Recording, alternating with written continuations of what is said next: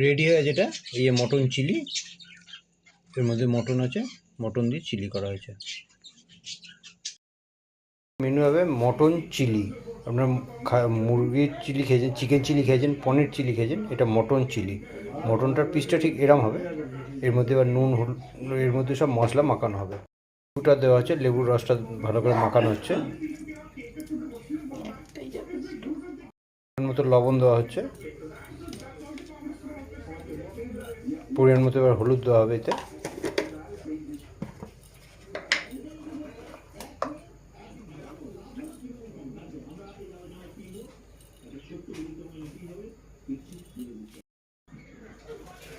সরষের তেলটা কাচ্চি কাঠি দেওয়া হচ্ছে, দিয়ে এটাকে কিছুক্ষণের জন্য ম্যাগনেট করে প্রেশারে সিদ্ধ করতে দেওয়া হবে। প্রেশারের মধ্যে দেওয়া হচ্ছে এটা।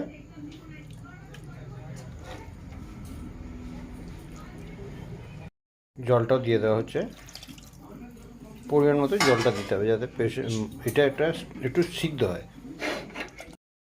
বেসন দেওয়া হচ্ছে, এটা মাখার জন্য বেসন দেওয়া হলো। 2-3 চামচ মতো কর্নফ্লাওয়ার দেওয়া হবে।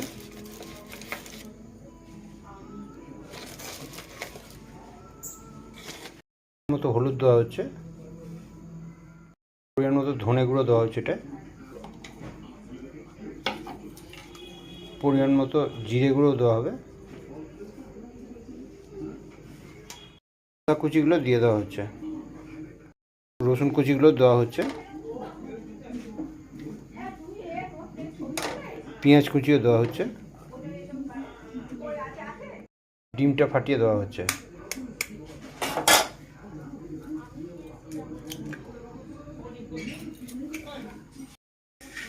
প্রেশার থেকে এই মাংসর এগুলো সিদ্ধ হয়ে গেছে, এগুলো বার করে নেওয়া হলো।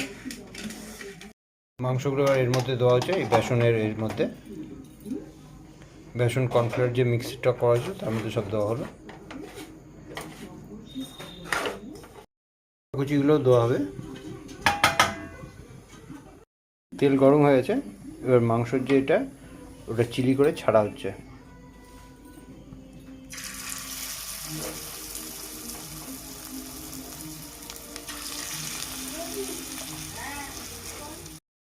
ভাজা হয়ে গেছে মটন চিলি যেটা, এবার তোলা হচ্ছে এটা।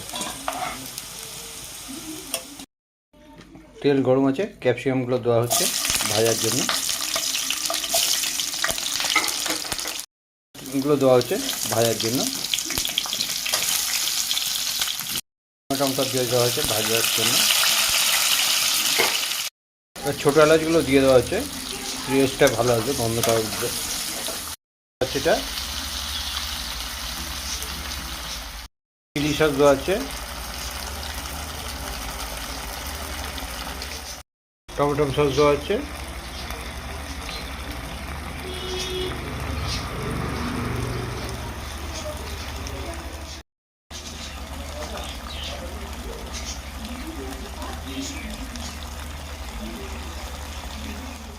এর মধ্যে একটু কালার লঙ্কা গুঁড়ো দেওয়া হচ্ছে, পরিমাণ মতো একটু ঝাল ঝাল হবে সেই জন্য। পরিমাণ মতো হলুদ গুঁড়ো দেওয়া হচ্ছে, লবণ দেওয়া হচ্ছে। সিদ্ধ করা ছিল সেই সিদ্ধর জলটাও দিয়ে দেওয়া হচ্ছে।